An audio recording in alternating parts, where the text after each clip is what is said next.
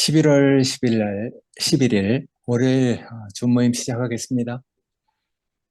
로마서 16장 21절부터 23절까지입니다. 제목은 바울과 함께 있는 동료들의 진심 어린 문안 인사라고 했습니다. 세 절이니까 한번 읽겠습니다. 나의 동역자 디모데와 나의 친척 누기오와 야손과 소시바도가 너희에게 문안하느니라. 이 편지를 기록하는 나 더디오도 주 안에서 너희에게 문안하노라. 나와 온 교회를 돌보아주는 가이오도 너희에게 문안하고 이 성의 재무관 에라스도와 형제 구아도도 너희에게 문안하노라. 24절은 어떤 사본에는 있기도 하고 없기도 합니다. 여기 인사가 이제 계속 나오는데 여기 16장 1절부터 16절까지 나오는 인물이 27명이고 오늘은 여기 8명 나오죠. 근데 먼저 1절서부터 16절까지 등장하는 인물 중에서 여성이 거의 한 11명이나 반 정도 이렇게 차지를 하고 있습니다. 베베, 브리스가, 마리아, 율리아, 올름바, 유니아, 암블리아, 버시, 헤로디온. 헤로디온은 뭐 남자라는 말도 있고 여자라는 말도 있는데 드로브사, 바드로바, 뭐 이래서 11명인데 거의 뭐 여성들이 참 많죠. 근데 그 여성들이 그 작은 교회에서 지도자 역할을 하고 있는 그런 사람들이 많이 있었어요. 그래서 이제 바울이 그런 일들을 두고 갈라디아에서 얘기했듯이 그리스도 안에는 유대인도 없고 헬라인도 없듯이 남자와 여자도 없다고 그렇게 한번 말한 적이 있죠. 그러니까 바울이 의도한 바는 하나님의 일을 하고 그리스도의 몸으로 건축되는 구성원은 남자와 여자의 구분보다 그 사람이 어떤 사람인가, 어떤 됨됨이를 가지고 있는 인격인가가 더 중요했습니다. 그래서 이제 이런 것들을 보고 어떤 사람들은 바울은 인종에 관해 쏟은 만큼 그 관심을 젠다, 그 성에 대해서는 별로 신경을 쓰지 않았다고 비판하지만은 근데 이제 우리가 여러 가지 서신들을 볼 때 바울이 각 교회에서 다루려고 했던 문제들의 성질과 관련된 것이기 때문에 젠다 이런 데에서는 별로 이렇게 신경을 쓰지 않고 있었던 것 같아요. 그래서 이제 우리가 이런 것들을 볼 때 남자나 여자 이런 것이 중요한 것이 아니고 그 교회에서 누가 사역을 담당하고 있는가 이런데 우리가 초점을 두고 얘기할 때 보면은 바울이 항상 그 사람 됨됨이를 중요하게 여기고 일을 하고 있다는 것을 우리가 알 수 있습니다. 그래서 바울이 이렇게 편지를 쓰고 바울이 어디에다가 초점을 맞추고 일을 하는가 하는 것을 우리의 길잡이로 삼을 만한 내용이라고 우리가 이렇게 받아들일 때 바울은 항상 교회 안에는 여자도 없고 남자도 없다는 사실을 당연하게 이렇게 받아들였죠. 근데 역사 안에서 당연하게 받아들여야 할 내용 이런 것들을 기독교 역사 안에서는 그리고 또 세상에서는 그런 것들을 제대로 이렇게 받아들여지지 않았던 것도 사실이죠. 왜냐하면은 세상에서는 강한 자, 독한 자가 이렇게 살아남잖아요. 그러니까 좀 빗나간 세상에서 약한 사람들, 어린아이와 여성들 이런 사람들은 어쩌면은 약육 강식의 그 세계에서 제대로 된 대우를 받지 못하는 경우가 많이 있었죠. 그리고 또 지금도 세상에서는 여전히 깨질 수 없는 유리천장이 존재하잖아요. 이번에 미국의 그 대선만 하더라도 뭐 하여튼 사람들이 많이 기대를 하고 있었는데 정말 어디로 튈지 모르는 이 트럼프가 이렇게 당선된 걸 보면은 여전히 미국이라는 사회에도 하여튼 유리천장을 깨기 위해서 여성들이 많이 노력을 하지만은 안 된다는 사실을 우리가 이렇게 보고 있습니다. 이런 것들을 볼 때 성경에서 유대민족은 오히려 혈통적으로, 전통적으로는 어머니가 유대인인 경우에 그 자녀가 유대인으로 이렇게 간주되는 경우가 많아요. 유대법이, 그 법이 있는데, 할라카라는 그런 법이 있고, 그런 법에 근거한 규정으로 유대인 혈통을 따지는 그 기준이 엄격하게 어머니 쪽에 이렇게 맞춰져 있습니다. 언제 상근 형제도 한번 그렇게 얘기를 한 적이 있는데, 유대 혈통을 따지는 데 있어서 어머니가 유대인이라면 자녀 역시 유대인으로 인정되고, 반대로 아버지가 유대인이라도 어머니가 유대인이 아니면은 자녀는 유대인으로 간주되지 않습니다. 이런 규정은 고대로부터 유대 사회에 이렇게 내려온 것으로 유대인의 그 신분을 어머니를 기준으로 결정하는 이유는 그 출산 과정에서 자녀의 신분이 혈통적으로 더 명확하게 어머니 쪽으로 이렇게 따른다는 것을 기준으로 그래 삼았기 때문에 그렇게 흘러오는 것 같아요. 물론 이제 아버지가 유대인인 경우에도 자녀가 유대인으로 인정되려면은 어머니가 유대인이어야 되지만은 만약 어머니가 유대인이라도 아버지가 유대인이 아니라면은 그 자녀가 유대인으로 개종을 하면 되죠. 그럼 이제 유대인으로 인정받을 수 있는 거니까. 그래서 유대인 혈통을 따르면은 기준이 아버지가 아닌 어머니 쪽이 더 중요하다는 그 인식을 가지고 있어요. 그래서 그 혈통적으로 이제 유대민족과 유대 전통에서는 그런 것들을 아주 중요한 규범으로 자리 잡고 있거든요.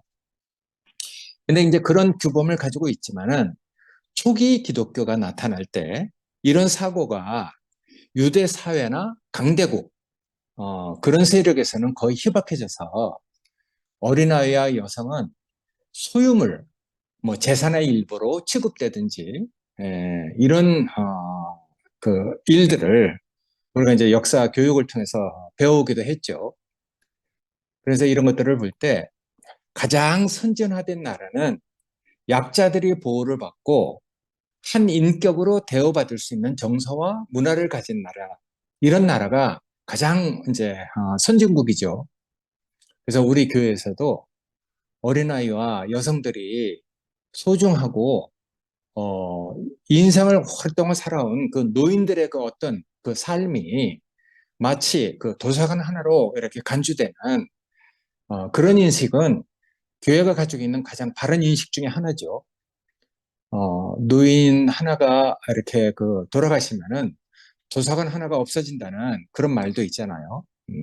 그렇듯이 약자들과 여성들이 한 인격으로 대우받을 수 있는 그런 나라가 가장 앞선 나라죠.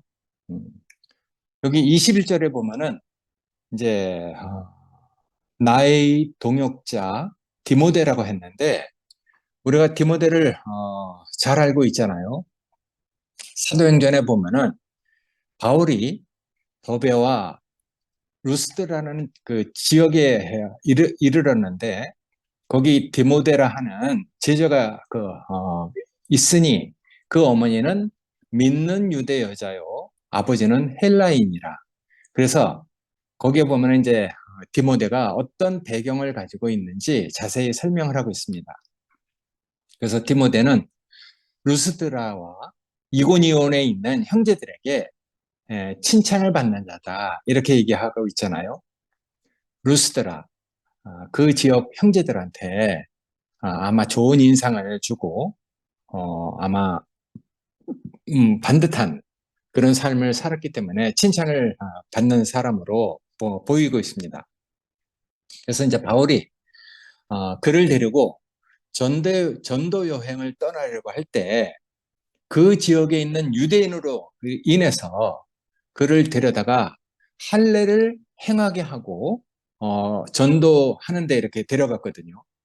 왜냐면 그 지역 사람들이 디모데 아버지가 헬라인인 걸 다 알고 있기 때문에 그런 것에 대해서 확실히 하려고 디모데를 데려다가 이제 할례를 시키고 전도 여행을 이렇게 데리고 간 것이거든요. 아까 얘기했듯이 유대 규범에 따르면은 어머니가 유대인이기 때문에 디모데는 뭐 자동적으로 유대인으로 간주가 되는 거죠. 하지만 그 아버지가 헬라인이기 때문에 복음 사역을 위해서 할례를 행하게 하고 동역자의 길로 이제 이렇게 들어가게 하거든요. 그래서 디모데를 볼 때 바울이 손수 선택한 젊은 동료고 또 우리는 그 바울의 그 편지 속에서 이 디모데가 바울과 동행을 하거나 그 심부름을 하는 것을 성경을 통해서 이렇게 보게 됩니다. 고린도전서와 이제 데살로니가 전서에 간단하게 나오는데 여기 보면은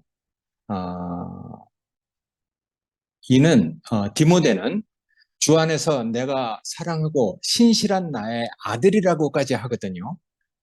그래서 디모데를 너에게 보낸다. 그로 하여금 그리스도 예수 안에서 나의 행사, 곧 내가 각처 각 교회에서 가르치는 것을 생각나게 할 것이다. 이렇게 얘기하면서 이제 그 디모데를 보내고, 그리고 또 디모데가 이러거든. 너희는 정말 그 사람을 아껴달라. 조심해서 그 사람이 다른 생각 하지 않도록 두려움 없이 너희 가운데 있게 하라. 왜냐하면은 그도 나와 같이 주의 일을 힘쓰는 자다. 이렇게 얘기를 하고 있거든요. 데살로니가 전서에서는 그렇게 얘기해요.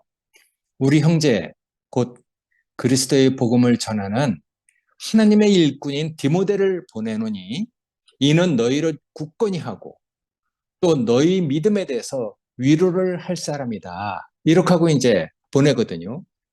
그리고 이제 디모데는 때로는 그 지역, 바울이 보낸 그 지역에서 정말 충실하게, 신실하게 어떤 일을 하고 나서 바울에게 그 지역에 있었던 일을 기쁘게 이렇게 소식을 전했던 일도 있어요.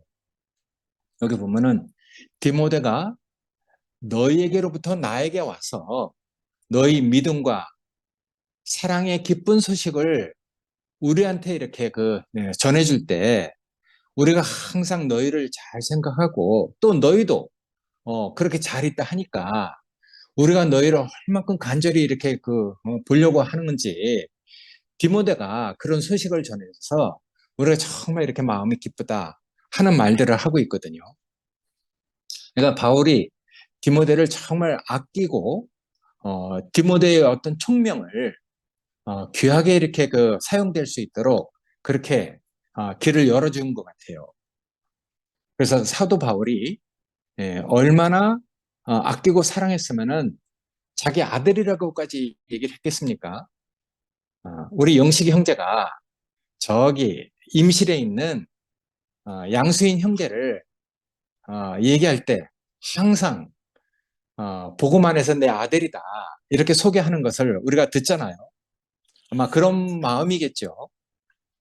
그래서 사도 바울이 아들이라 하고 사도 바울이 보낸 디모데를 보면은 바울이 가르친 것이 생각나는 사람. 야, 그리고 어디를 보내든지 믿는 자들의 그 믿음을 굳건히 하고 그들을 위로하는 형제, 자신과 같이 주의 일을 하는 정말 이 귀중한 형제라고 이렇게 소개하는 디모데를 바울은 얼마나 소중히 아끼고 사랑하는 그런 사람이겠어요. 이런 사람이 있는 건 정말 행복하죠. 우리에게 그렇게 연결된 형제들이 있다는 게 정말 감사한 일이죠. 21절에 보면은 나의 친척 누기오와 야손, 소시바더는 사실 뭐 잘 알려진 인물들은 아니에요. 근데 그들도 로마의 몇몇 다른 사람들처럼 바울의 동족이고 또 바울의 동료인 유대인 이라는 그 말을 듣습니다.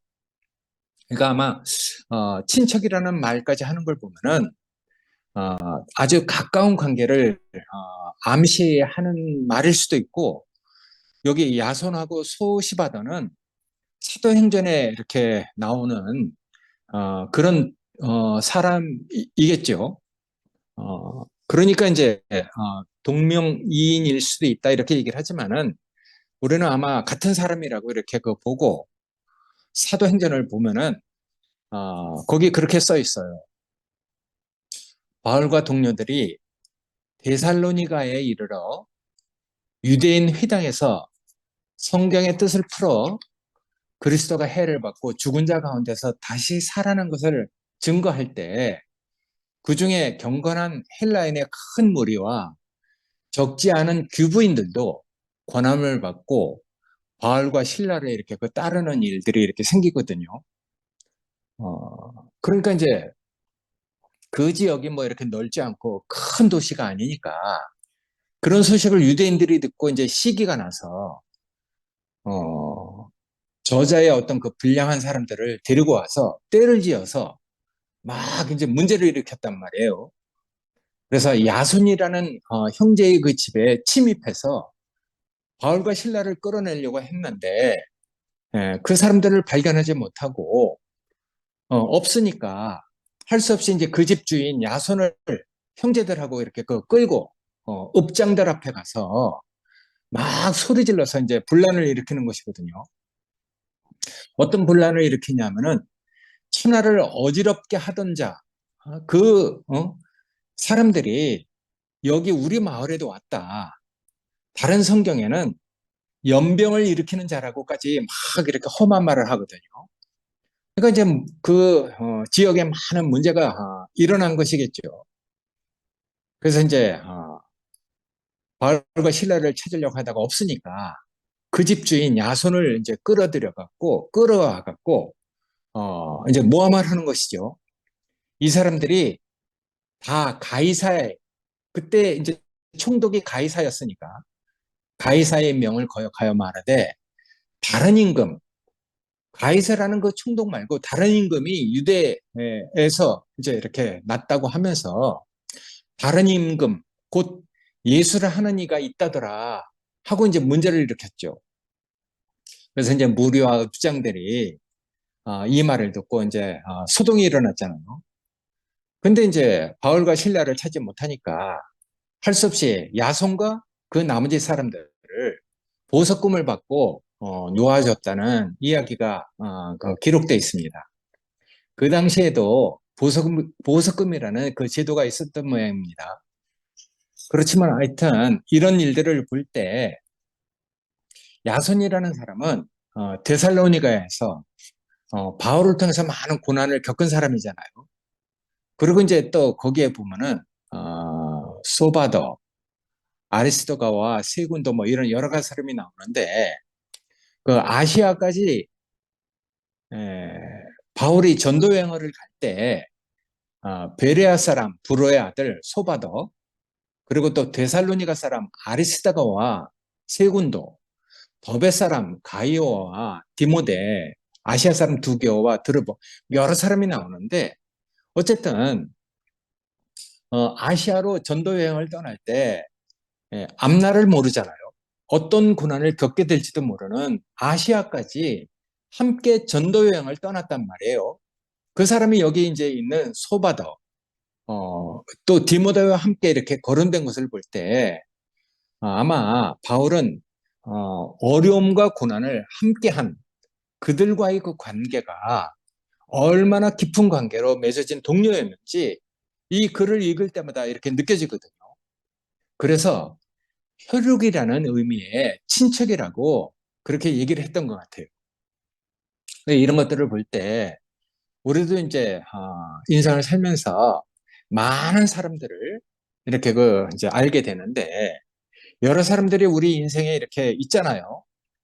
행복한 순간에 함께 했던 그런 동료도 정말 고맙지만은 어려울 때 고난을 받을 때 함께한 동료는 절대 잊혀지지 않죠. 정말 마음속으로 감사가 되잖아요. 또 그런 사람들은 내가 또 다시 어려움을 겪을 때 나한테 위로를 주는 사람으로 내 마음속에 항상 남아있단 말이에요. 그리고 우리가 또 많은 일들을 겪으면서 넘어질 때도 있고 힘들 때도 있는데 그런 사람들을 우리가 우리 속에 그 기억해놓고 떠올리면은 넘어지는 우리 자신을 또 일으켜주고 바른 길로 가게 하는 위로가 되는 사람으로 우리에게 이렇게 남아있으니까 그런 사람들이 우리 그 기억 속에 우리 마음 안에 이렇게 많이 남아있으면은 그 사람은 정말 얼마나 행복한 사람이겠습니까? 그래서 이런 글들을 읽을 때 바울과 함께 많은 일들을 겪은 사람들이 그냥 이렇게 그 느껴지거든요. 여기 22절에 보면은 여태까지 이제 한 번도 잘 거론되지 않았던 여태까지 이제 그 로마서를 대필하고 있었던 이름이 별로 거론되지 않았던 그리고 이 사도의 어떤 그 로마서 이 광대한 사고의 흐름을 받아 적는 그 수고를 하다가 이제 잠깐 그 모습을 드러낸 사람 더디오라는 사람이 나오잖아요. 더디오는 자신이 이 편지를 대필했다, 썼다고 이렇게 말하는데 자신을 잘 드러내지 않는단 말이에요. 그래서 이런 것들을 이렇게 볼 때, 야, 참 구원과 은혜를 묵묵하게 살아내는 그런 형제들이 있어서 그리스도의 몸이 이렇게 유지가 된단 말이에요. 교회는 많은 사람들이 있죠. 작은 일이라도 그걸 교회에 알려서 그 기쁨을 나누는 이런 사람들도 있고 또 묵묵히 자기를 잘 드러내지 않고 하나님의 그 위로를 하늘에 쌓아가는 하늘의 그 보화를 쌓아가는 이런 사람들도 있잖아요. 정말 그런 본받을 형제들이 있어서 정말 감사가 되죠. 이런 사람도 정말 우리에게 필요하고 저런 사람도 필요하지만은 저는 뭐 하여튼 뭐 제 자신을 잘 알기 때문에 후자에 속합니다. 뭐 이름을 드러내는 걸 난 별로 뭐 싫어하고 사진 찍는 것도 싫어하니까 묵묵히 그 하늘에 보물을 쌓아가는 이런 형제들이 저에게는 더 기질이 맞는 것 같습니다. 여기 23절에 보면은 가이오라는 사람이 나오는데 가이오는 나와 온 교회의 식주인이다 이렇게 얘기를 하잖아요. 식주인이라는 말은 교회가 그의 돌봄 아래 있다 이런 뜻입니다.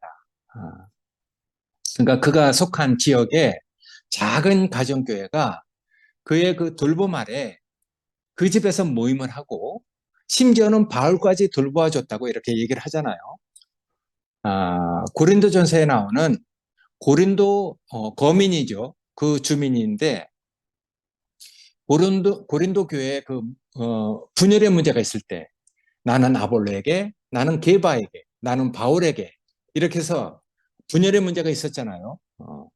그때 이제 바울이 그리스도와 가이오 외에는 너희들 중에 내가 아무에게도 세례를 주지 아니한 것을 내가 감사한다. 이렇게 얘기를 했다는 것을 보아서 아마 바울에게 세례를 받았던 바울의 동료로 이렇게 보여지거든요. 근데 고린도 교회의 식주인이니까 그 작은 교회에 모든 것을 돌봐주고 이렇게 그 뭔가를 이렇게 베푸는 형제라고 보여지거든요. 그래서 교회는 베푸는 사람이 많을수록 풍성해지죠. 예전에 저도 그렇게 기도한 적이 있어요. 은혜를 은혜를 입는 것도 감사하지만은 할 수만 있으면은 정말 내가 베푸는 사람이 될 수 있도록 해달라고 그렇게 기도를 했습니다.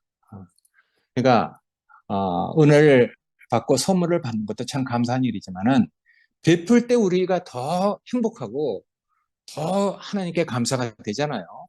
그래서 교회는 베푸는 사람이 많을수록 풍성해지는 것이죠. 그 뒤에 이제 에라스도 이런 사람들이 나오는데 그 고린도 뭐 하여튼 그 지역에 재물을 맡았다고 하는 것으로 보아서 아마 공직자였었던 것으로 이렇게 보여지고 구아도라는 이름은 다른 곳에서는 잘 등장하지 않거든요. 근데 그 전과 그 후에 그 많은 이름 없이 뭐 이렇게 그 빛으로 비추었던 기독교 안에 그렇게 숨어 있는 사람들이 많잖아요. 아마 선량하지만은 무명의 그리스도인 그런 사람들로 이렇게 그 보여지는데 우리에게 잘 알려진 바가 없지만은 어쨌든 몇 세대 동안 그런 지역에 세상을 그 비추는 빛으로 있었던 사람들을 대표하고 있는 것으로 이렇게 그 보여지거든요. 어쨌든 그런 사람들이 있기 때문에 하나님의 그 생명이 때로는 지하수처럼 감추인 대로 흘러와서 그 가난한 사람들에게는 항상 하나님의 은혜가 이렇게 임할 수 있도록 하나님의 그 경륜이 이렇게 흘러간다는 것을 볼 수 있거든요. 그 생명은 비밀이죠. 민들레 씨가 바람에 흘려서 어디로 떨어져서 꽃 피우고 열매를 맺어서 퍼져가는지 아무도 모르는 것처럼 생명도 그렇잖아요. 그래서 이제 우리가 이런 여러 사람의 안부를 바울이 묻고 그런 사람들의 행적에 대해서 우리가 살펴봤는데 하여튼 이 로마서의 그 편지의 이제 목록을 쭉 읽어보면서 그런 행간을 이렇게 읽다 보면은 바울이 말했던 그 사안들이 있었잖아요. 14장 15절에서 믿음이 강한 자가 믿음이 약한 자들을 그 음식을 먹는 거에 대해서 그리고 또 이제 어떤 행위를 살아나는 거에 대해서 아마 서로의 그 견해 차이가 있고 가치관의 차이가 있으니까 판단과 업신여김의 문제가 있었단 말이에요. 그리고 또 15장에서는 강한 자들이 등장하잖아요.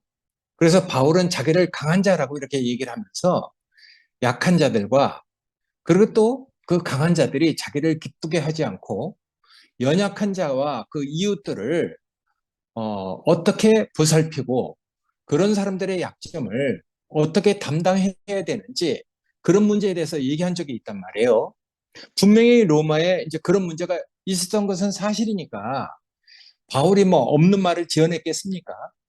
그런 문제가 있었지만은 그런 다른 입장을 취하고 있는 로마의 몇몇 그리스도인 그 모임에 대해서 바울이 아주 조심스럽게 인사를 하고 있는 것이거든요. 그래서 이제 이런 것들을 볼 때 서로 다른 것이니까 사실은 뭐 다른 것이지 틀린 것이 아니잖아요. 그래서 틀린 것이 아니고 서로 다른 모습을 가지고 있는 그리스도인의 그 공동체와 그 견해 사이에 그 중간다리, 중보자, 그 가교 역할을 놓는 그런 일들은 사실은 조심스럽고 예민한 문제잖아요. 어, 잘못하면은 서로의 그 삶의 가치관이나 견해 이런 것들을 만진다는 생각이 이렇게 들 수도 있는 것이니까 괜히 그런 것이 느껴지면은 아이고 뭐 쉽게 사람들은 저건 누구 편인가 이런 생각을 할 수도 있단 말이에요. 그러니까 잘못한 그 막 예민한 문제니까 잘못하면 저게 누구 편이냐 이런 인상을 주기 쉽잖아요. 그런 인상이 한번 심어지면은 여간해서 사람 그 머릿속에서는 되돌려지기가 참 어렵죠. 그러니까 이제 이런 조심스럽게 인사를 하고 있는 그 바울을 보면서 우리가 정말 뭔가가 이렇게 그 필요하구나 하는 생각을 하게 됐어요. 그래서 여 뒤에 이제 바울과 예수가 모두 말하고 있는 지혜와 순결함의 그 결합, 그것은 그때만큼이나 오늘날 우리에게도 절실히 요구된다는 마음을 갖게 됐습니다. 바울도 얘기하고 예수도 그렇게 얘기하잖아요. 내가 너희를 인하여 기뻐한다. 너희가 선한데 지혜롭고 악한데 미련하라. 예수도 그렇게 얘기했단 말이에요. 보라, 내가 너희를 보내면 양을 이리 가운데 보낸 것 같도다. 그러므로 너희는 뱀처럼 지혜롭고 비둘기처럼 순결하라 이런 말을 하잖아요. 그래서 이런 것들을 볼 때 저는 이제 그런 생각을 하게 됐습니다. 사람들 이렇게 많이 겪어보고 바울과 예수님이 그렇게 말했을 때 저도 제 나름대로 뭔가 이렇게 인생을 살면서 하여튼 얻어지는 결론은 여기 써 있는 대로 그런 마음을 갖게 됐거든요. 그래서 예수님과 바울이 얘기한 그 순결함이 무엇인가? 그리스도 안에서 우리가 정말 어떤 마음을 가지고 살아야 되는가? 그 순결함, 정말 그리스도밖에 없는 그런 순결한 마음, 그게 우리한테 정말 필요한 마음이고, 그게 정말 중요한 마음이잖아요. 근데 그리스도를 따르는 그런 순결한 마음, 비둘기처럼 그리스도밖에 없는 그런 순결한 마음이 없는 약삭 발음은 잘못하면 교활함이 될 수 있단 말이에요. 그리고 또 이런 것 저런 것 헤아리지 못하는 그 순결함은 잘못하면 시험 당하기 쉬운 순전함이 되잖아요. 그러니까 잘못하면은 이용당하기 쉽죠. 다른 사람에게 그 순진하게 보이면은 다른 사람은 그 순진함 속에 있는 그 마음을 잘 모르고 그런 사람들을 이용하려고 하는 경향도 세상에서는 많단 말이에요. 그러니까 우리가 이런 것들을 볼 때 우리가 그리스도를 따라가면서 그리스도 안에 있는 그 정말 그 마음이 우리한테 이렇게 느껴지고 우리가 그런 은혜를 있고 우리의 그 됨됨이가 어떤 사람으로 이렇게 다루어져 가면은 우리가 사람을 긍정적으로 보려는 좋은 경향, 이런 마음을 우리가 갖게 되죠. 그래서 모든 사람을 긍정적으로 좋게 보려고 하는 그 경향이 우리에게 뭐 잘못된 것입니까? 그건 정말 좋은 것이죠. 그리스도를 따르면은 그런 욕구가 자연스러운 것이죠. 하나님의 그 기름 부음이 뭐 소에게, 개에게 부어지겠습니까? 사람에게 부어지는 것이잖아요.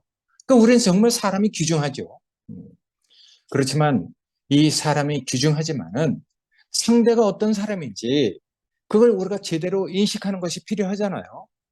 그래서 그 사람 됨됨이를 알고 그 사람 됨됨이를 알려면은 그 사람을 겪어봐야 되는 것이거든요. 겪어보면 알게 되는 것이죠.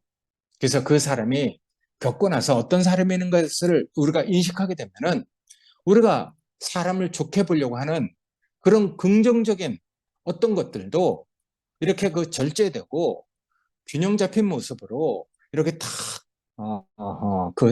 바로잡아 세워지게 되잖아요. 우리 안에서, 그래서 사람은, 겪어봐야 안다고 저는 그렇게 생각이 됩니다.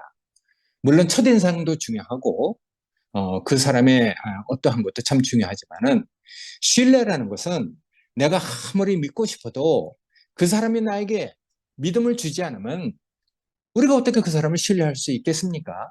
그러니까 신뢰는 그 사람이 나에게 주는 것이죠. 신념은 내가 그 사람을 믿고 싶은 것이잖아요. 근데 내가 믿고, 하여튼 여러 가지 외적인 모양이나 그 사람의 말이나 여러 가지로 내가 그 사람을 믿고 싶어서 믿었는데도 우리가 실패한 경우가 참 많단 말이에요. 그러니까 겪어봐야 하는 것이죠.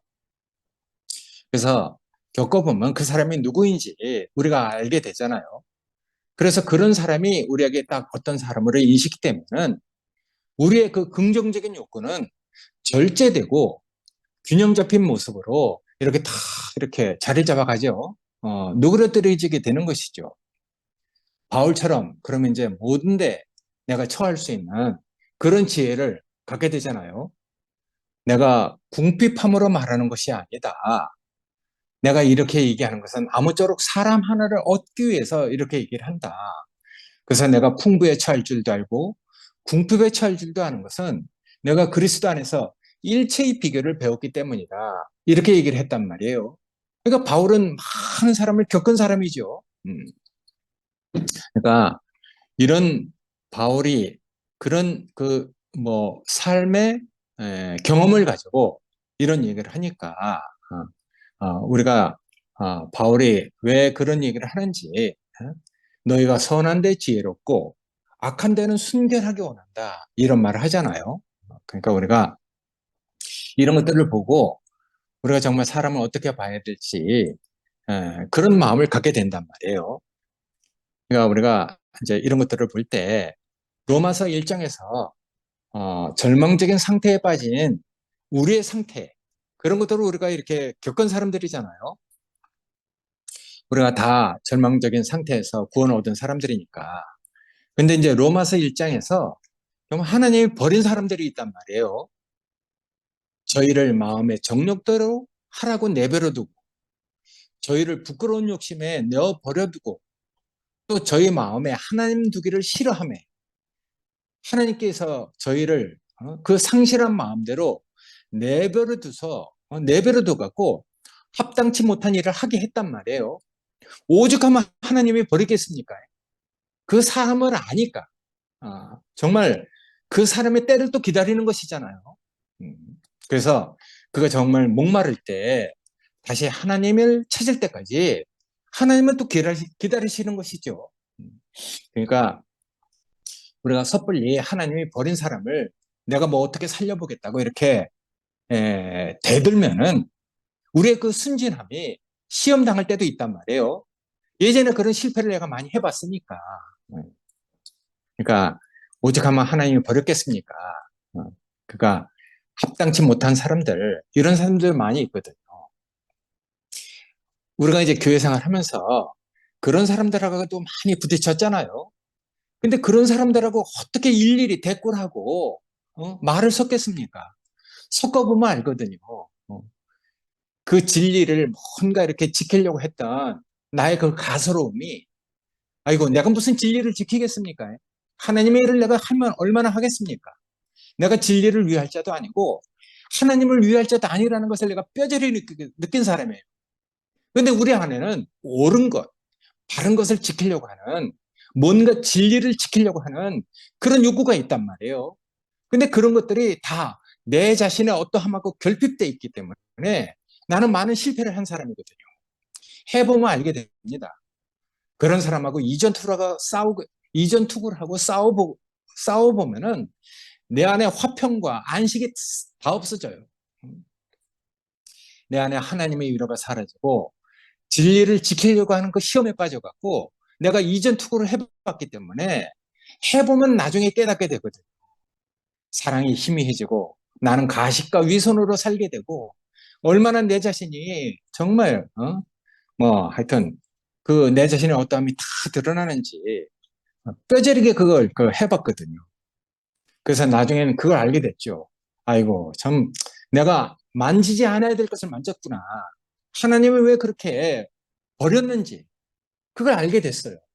그래서 함부로 내가 하나님의 일을 한다고 이렇게 나서지 못하는 그런 사람이 됐단 말이에요. 그러니까 안 될 때 우리가 기다릴 수 있는 그런 그 마음, 그런 것을 우리에게 또 허락하시고 우리를 정말 그런 자고한 자리에서 겸손한 사람으로 우리를 그렇게 이끌어간 그런 실패한 그 경험이 정말 많거든요. 그렇다 그래서 우리가 뭐 사람에게 소망을 두지 않겠습니까? 사람을 버리겠습니까? 우리에게 사람 귀한 줄 모르겠습니까? 우리에게 그런 강박함만 남아있겠어요? 그렇지 않습니다. 정말 하나님의 사람이 아니면 안 되는 하나님의 경륜을 우리가 다 아는 사람으로 사람을 귀하게 여기고 있잖아요. 그래서 우리가 사람을 두고 우리가 이제 알게 된 것이죠. 하나님의 때가 임하기를 기다려야 될 사람도 있고 지금 당장 우리가 사랑해야 할 그런 대상도 있는 것이거든요. 우리가 함부로 나서서 내가 뭐 다 이렇게 저렇게 다 할 것이라고 생각하는 내 교만이 싹 사라졌어요. 그래서 너희는 오늘날 잠자코 서서 여호와께서 하시는 일을 지켜봐라 하는 마음을 내가 이렇게 갖게 됐거든요. 하여튼 이런 얘기를 하면서 정말 전 감사가 돼요. 늘 우리에게 밝게 빛이 되시는 그 주님이 정말 우리를 지켜주시는구나. 항상 이리가 호시탐탐 누리고 있는 그런 그 환경 안에서 이 정말 쉴만한 물가, 푸른 초장으로 주님이 늘 우리를 정말 이끌어 주시고 계시는구나. 푸른 초장. 쉴 만한 물가로 인도해 주시는 그 주님이 우리에게 늘 계시는구나 하는 것을 우리가 이렇게 느끼게 됩니다. 지나간 1년 동안 많은 일들이 있었지만은 그런 일을 통해서 저에게는 그렇습니다. 저에게는 정말 하나님이 살아계시고 하나님이 우리 교회를 특히 이 두시 그 형제들을 얼마나 사랑하고 있는지 전 그것이 역력히 느껴지거든요. 우리가 이렇게 살고 있는 이 환경이 기독교 안에는 없습니다. 한 교회에서 짜그러져 갖고 정말 우리가 볼 때 정말 왜 저게 이단인지 왜 저게 사입인지 하는 모습을 우리가 지금 현재 이 같이 사는 환경 안에서 느끼고 있잖아요. 그러니까 이런 교회가 어디 있겠어요?